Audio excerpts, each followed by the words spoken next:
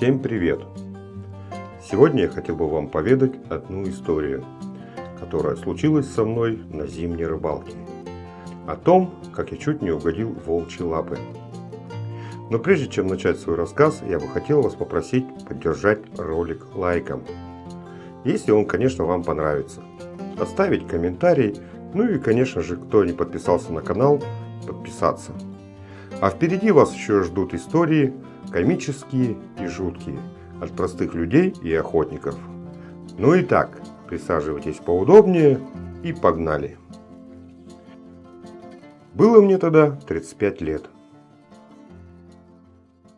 Поменяв не одно место работы, я опять трудоустроился на тот же лесозаготовительный участок, и работал я тогда уже на вахтовке, легендарной машине ГАЗ-66, а в простонародье Шишига. И вот, как-то зимой отправили меня в двухнедельную командировку на вахту в лес с бригадой.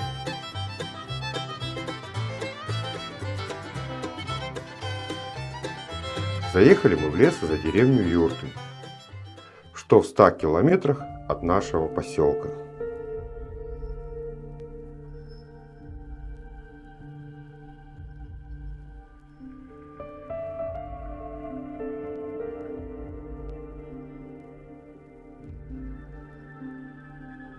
Бригада заготавливала лес.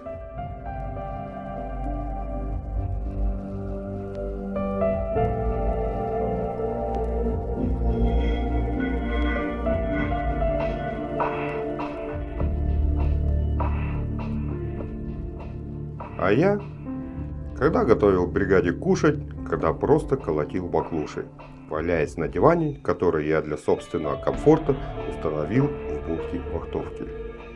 И в один из дней решил я съездить на рыбалку. Предупредил мужиков, что собираюсь на рыбалку с ночевкой, смастерил из подручного материала сани, взял еды и поехал.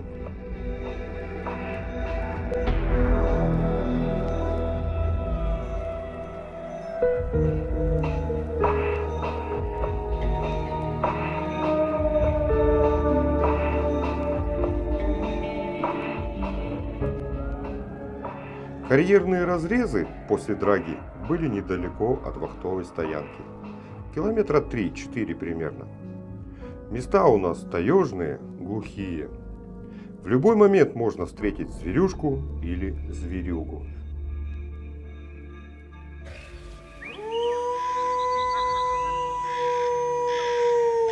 Зная об этом, я приготовился к рыбалке особенным образом. Помимо ящика с рыболовными снастями и бура, я приготовил масло, разведенное соляркой 1,5 литра, бензин 1 литр, приготовил 2 факела. Приехав на место, я все это положил в сани, положил топор и двинулся на водоем. Пройдя от машины метров 30, я вышел из тайги на открытую местность. Передо мной был водоем, на котором я летом рыбачил, также находясь на вахте с этой же бригадой. От берега до берега водоем был метров примерно 600-700, а в длину немного больше. Решил далеко не ходить и попробовал поискать рыбу возле берега.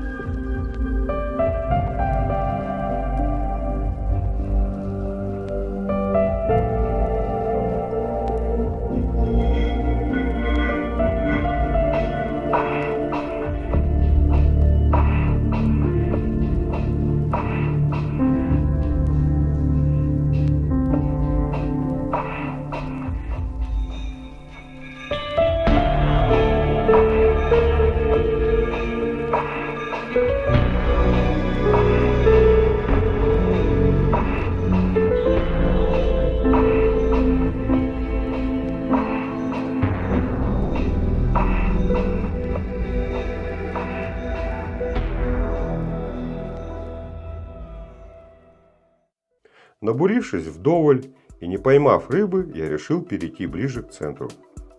Пробурив еще с десяток лунок, я принялся их облавливать. Рабочими оказались всего 2 лунки.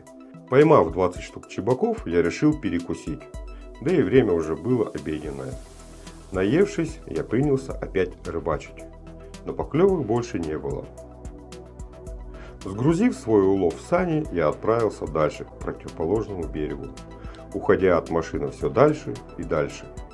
Иду, а в голову всякая всячина лезет. Про волков, про медведей. Сам себе говорю: ну вот куда ты прешься? Скоро темнеть будет. А вторая половина говорит: иди, иди, Серега, а вдруг там окуни на килограмм клевать будут? Тем более, там коряжник. А летом-то как ты там ловил? Окуни что надо. И поддавшись уговору второго я, сопя в две дырки, я упорно шел к намеченной цели. Ну вот, пришел, наконец-то. Немного отдышавшись от перехода по целинному снегу, которого было чуть ниже колена, пробурив 4 лунки, я сделал заброс. Пусто.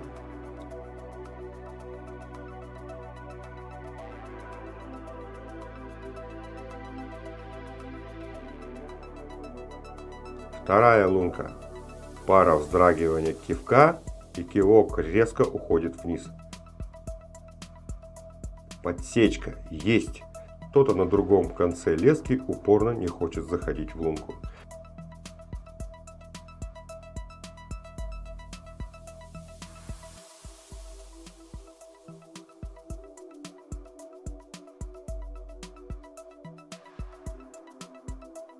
Немного поупиравшись, рыба сдается, и я на поверхность вытягиваю горбатого, темного, как головешка, окуня.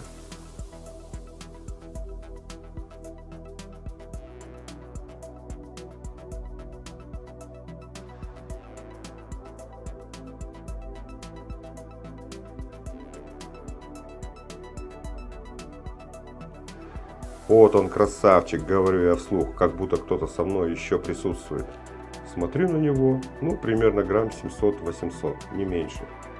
Довольный кладу его в сани и говорю: ну вот, не зря же шел.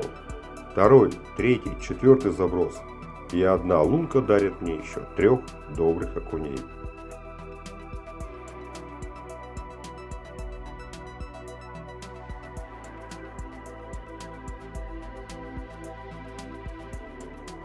Порыбачив еще немного на этих лунках, я ничего не поймал. И решил перейти в другое место, двигаясь уже в направлении машины.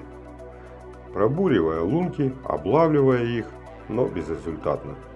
Дойдя до лунок, где ловил чебаков, решил и еще раз попробовать. Вечерело. Клюнул очень крупный чебак. Бросил еще немного подкормки из сваренной перловки, и пошло-поехало.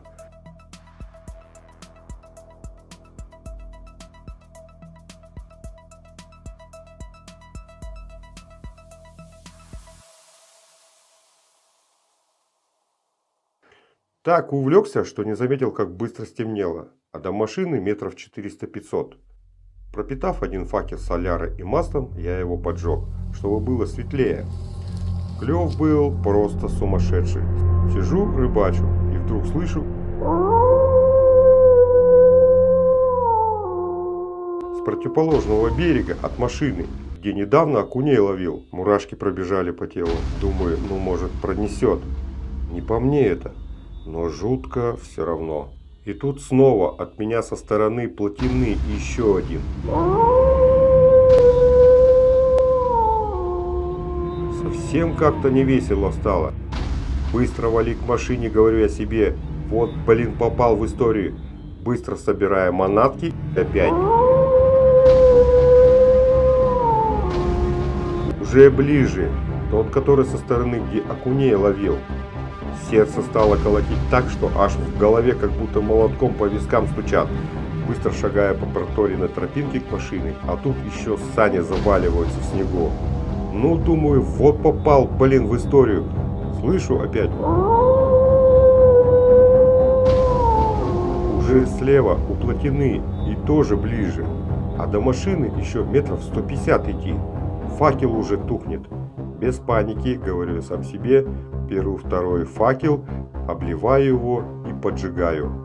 На снегу загорается пролитая солярка во время пропитывания факела.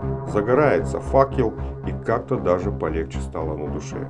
Дошел до кромки леса, и в свете факела вижу движение. Кто-то пробежал.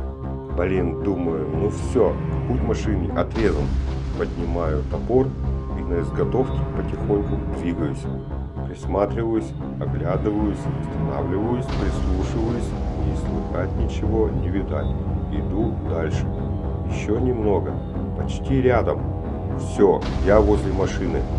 Тут уже немного успокоился. Факел воткнул в обочину дороги и поднялся в будку. Слава богу, дошел.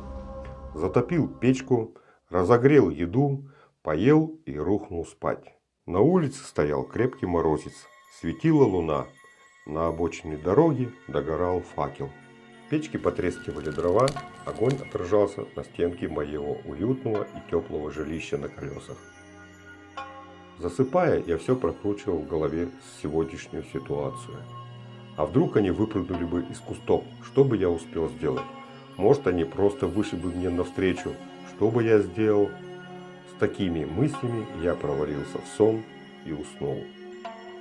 Проснулся от того, что замерз, подкинул дров в печку, через несколько минут стало тепло, и я опять уснул, закутавшись в одеяло и накинув вторую подушку на голову. Так я проспал до утра. На следующий день, когда уже хорошо рассвело, я пошел за санями, оставленными на пруду. Когда дошел до саней, встретил двух охотников. Недалеко от озера есть охотничья изба. Один из них оказался знакомый. Я спросил: «Аркаш, волчьи следы видел, нет?» «Да, были, вдоль берега пошел, в сторону плотины», — ответил Аркадий. Как раз в ту сторону, где второй отозвался, подумал я. После того, как я забрал сани, я специально поехал в сторону плотины, осматривая возможное место подходов волков. И я нашел.